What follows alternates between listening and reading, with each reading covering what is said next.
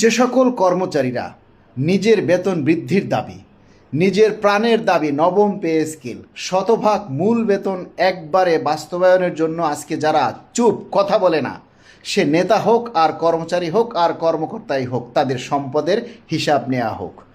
দীর্ঘ 17 বছরে তাদের আয় ব্যয় কোথার থেকে এসেছে, কতটুকু ব্যাংক ব্যালেন্স আছে, ফ্ল্যাট বাড়ি গাড়ি আছে কিনা তা খতিয়ে দেখার জন্য আমরা দুদক সহ সরকার উচ্চ পর্যায়ে দাবি জানাচ্ছি। হালাল ইনকাম দিয়ে, নিজের বেতন দিয়ে কখনো কেউ ঢাকা শহরে ফ্ল্যাট বাড়ি গাড়ি করতে পারে না। সুতরাং আমরা চাইব সরকার উচ্চ পর্যায় থেকে এই সরকারি সেক্টরগুলো থেকে দুর্নীতি বন্ধ করতে আগে তাদের সম্পদের পুঙ্খানু হিসাব নেওয়া উচিত, এবং আমরা চাই দুর্নীতিমুক্ত বাংলাদেশ গড়তে হলে আগে কর্মচারীদের সম্পদের হিসাব বিবরণী দাখিল করতে হবে, এবং সেটা একেবারে সঠিকভাবে। যারা এর সাথে একমত বা যারা এর সাথে আছেন তারা সবাই মিলে আওয়াজ তুলুন।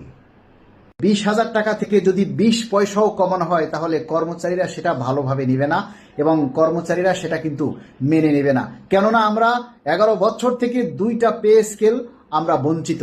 এখন সর্বনিম্ন 20,000 টাকা থেকেও যদি কাটছাট করা হয় তাহলে বর্তমান বাজার মূল্যের সাথে এই পে স্কেলের কোনো সামঞ্জস্য হবে না, এবং কর্মচারীরা, বিশেষ করে নিচের লেভেলের কর্মচারীদের কোনো লাভ হবে না। তাই আমরা সরকারের কাছে বিনীত অনুরোধ করছি যে সর্বনিম্ন যে 20,000 সেখান থেকে যাতে কাটছাট করা না হয়। আমরা মূল বেতনটা একবারে চাই। বিভিন্ন পেপার পত্রিকা, অনলাইন মিডিয়া কর্মী কি বলছে তা আমরা জানি না। বেসিক ভেঙে পে স্কেল হোক সেটাও আমরা মানি না।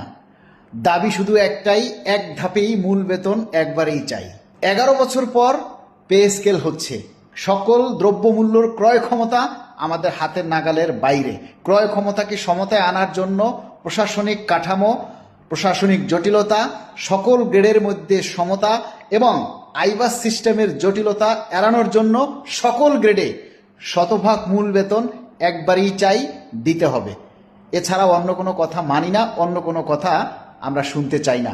মাননীয় প্রধানমন্ত্রীর দৃষ্টি আকর্ষণ করছি, আপনার সাথে বাংলাদেশ সরকারি কর্মকর্তা কর্মচারী কল্যাণ সমিতি সবসময় আছে। আপনার উন্নয়নের অগ্রযাত্রাকে আরও এক ধাপ এগিয়ে নেওয়ার জন্য 22 লক্ষ কর্মচারী আপনার সাথে আছে।